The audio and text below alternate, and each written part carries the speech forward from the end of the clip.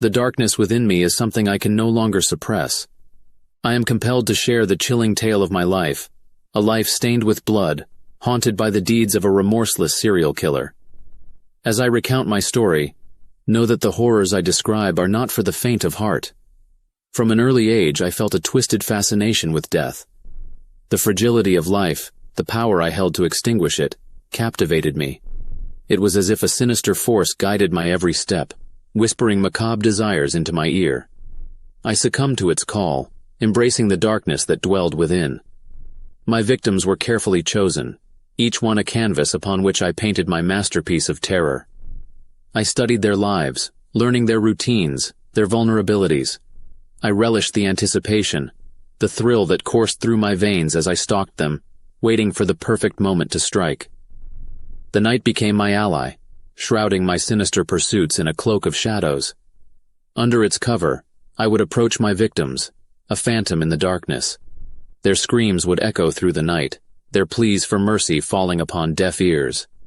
The thrill of their fear fed the monster that resided within me. My ritual was precise, a dance of death orchestrated with meticulous detail. I reveled in the chaos, reveling in the power I held over their lives. The streets became my hunting ground, a labyrinth where unsuspecting souls met their untimely demise. The city, once a haven of innocence, transformed into my twisted playground. But with every act of violence, a hunger within me grew. The need for greater thrills, more elaborate displays of terror consumed my thoughts.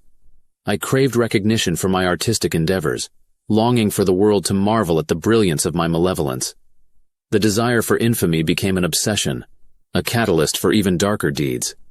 As the body count rose, so did the desperation of law enforcement. The city lived in fear, the shadow of my presence haunting their every waking moment. The police, driven by a collective determination to end my reign of terror, closed in on me with each passing day. I reveled in the game of cat and mouse, toying with their efforts, leaving tantalizing clues to taunt their investigative prowess. It was a dance of wits, a battle between predator and pursuer. The thrill of the chase fueled my adrenaline, and I relished the fear that my crimes instilled in those who crossed my path. But even the most cunning predator can be ensnared. The trap was set, the net closing around me. I found myself cornered, my dark secret on the brink of exposure. The once invincible killer felt the icy grip of justice tightening around my neck. In the final moments before capture, a twisted realization washed over me. It was not the fear of capture that terrified me. It was the fear of losing the very essence that defined me. The allure of death, the power over life itself, was slipping away. The thought of a life confined within the walls of a prison was more terrifying than any fate that awaited me. And so, with my back against the wall, I made a choice to surrender my fate to the abyss from which it sprang. The blade met my own flesh, crimson spilling forth like a morbid baptism. As life ebbed away, a sickening sense of satisfaction enveloped me. I had become the master of my own demise, a final act of defiance against a world that dared to shackle me.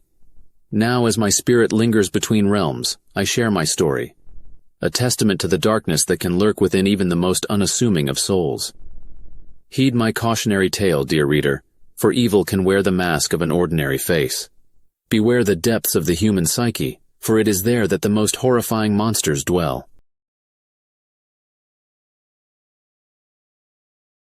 The sun had long dipped below the horizon, leaving the deep south cloaked in darkness. I stood at the edge of a desolate road, the sound of cicadas filling the humid air. My heart pounded with excitement and trepidation as I prepared to hitch a ride to my destination. The flickering glow of a distant street lamp illuminated the figure of an old pickup truck approaching. The driver, a weathered man with a wide-brimmed hat, slowed down and rolled down the passenger window. I cautiously approached, my thumb outstretched, hoping for a lift. "Where you headed, boy?" the driver's gruff voice asked. "To New Orleans," I replied, my voice trembling slightly. A toothy grin spread across the man's face, revealing a mouthful of yellowed teeth. "Hop in, son. I'm heading that way." Relieved, I climbed into the passenger seat, settling in for the long journey ahead. The truck rumbled to life, and we ventured into the darkness, leaving the safety of the streetlights behind. As we drove deeper into the night, the atmosphere grew more oppressive. The trees lining the road seemed to close in on us, their gnarled branches reaching out like skeletal fingers. The air turned heavy with an inexplicable tension, and I couldn't shake off the feeling that we were being watched. I tried to engage the driver in conversation, but his replies were short and cryptic. His eyes flickered between the road and the rearview mirror, as if he expected something sinister to appear. Unease settled in my gut, but I reassured myself that it was just my imagination running wild. Minutes turned into hours, the road stretching endlessly before us. Suddenly the truck sputtered and coughed, the engine dying with a final wheeze. We came to a halt in the middle of nowhere, surrounded by a suffocating darkness. The driver cursed under his breath and hopped out of the truck, popping the hood to inspect the engine. I glanced around, my heart racing with a mix of fear and frustration. Shadows danced in the moonlight, their forms shifting and contorting in a macabre dance. A rustling sound caught my attention, and I turned my gaze to the nearby woods. Eyes glimmered in the darkness, reflecting the faint moonlight. My breath hitched as I realized we were not alone. Something lurked in the shadows, watching our every move. Panic surged through me, urging me to run, but there was nowhere to escape. The driver, oblivious to the impending danger, struggled with the truck's engine, his frustration mounting. And then, a blood-curdling scream pierced the night. I turned toward the driver, only to see him being dragged into the darkness, his screams abruptly silenced. My mind reeled with terror as I realized I was now alone, trapped in this nightmare. Fear paralyzed me, rendering me unable to move as the shadows closed in. Whispers filled the air, their voices a symphony of malevolence. The darkness enveloped me, suffocating and consuming. I fought against its suffocating grip, but it tightened, squeezing the life out of me. Just as all hope seemed lost, a distant light flickered through the trees. It grew brighter, illuminating the surrounding area. A group of locals, drawn by the commotion, had come to investigate. The shadows recoiled, retreating into the night. They found me, pale and trembling, on the side of the road. I tried to explain what had happened, but the words stumbled out incoherently. They comforted me, assuring me that I was safe now, that I had escaped whatever malevolent force lurked in the deep south. To this day, I can't forget the horrors I witnessed that night. The driver's screams, the suffocating darkness, and the eyes that watched from the shadows. I've since abandoned the idea of hitchhiking, forever haunted by the knowledge that evil can hide in the most unexpected places, waiting patiently for its next victim in the depths of the deep south.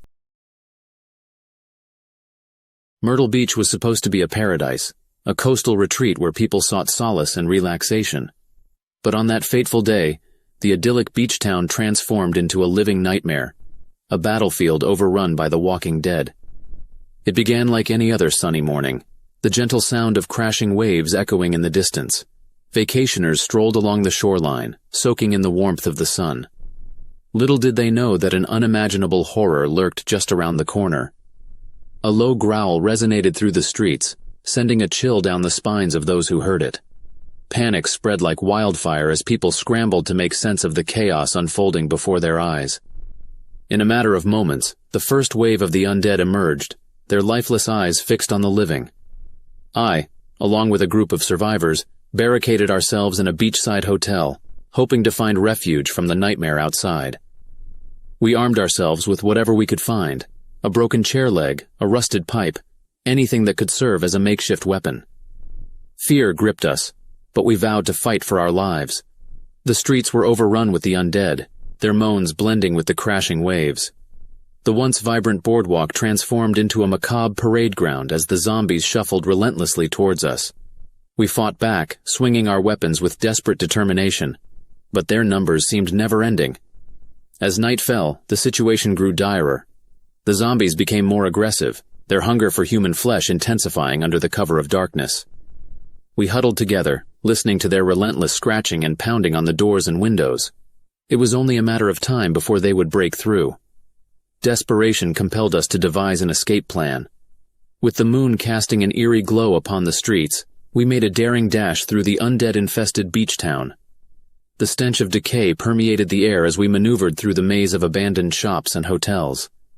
The sound of their footsteps echoed behind us, urging us to run faster. But exhaustion threatened to overcome us, our muscles burning with each stride. Just as hope dwindled, we stumbled upon an abandoned amusement park, a decaying relic of brighter days. The rusted Ferris wheel stood tall against the night sky, its faded paint peeling off in strips. We took cover, using the dilapidated carnival rides as a temporary fortress. The zombies encircled us, their lifeless eyes gleaming in the moonlight. We fought, determined to survive, our weapons swinging with renewed strength. But it was the sound of an approaching helicopter that changed our fortunes.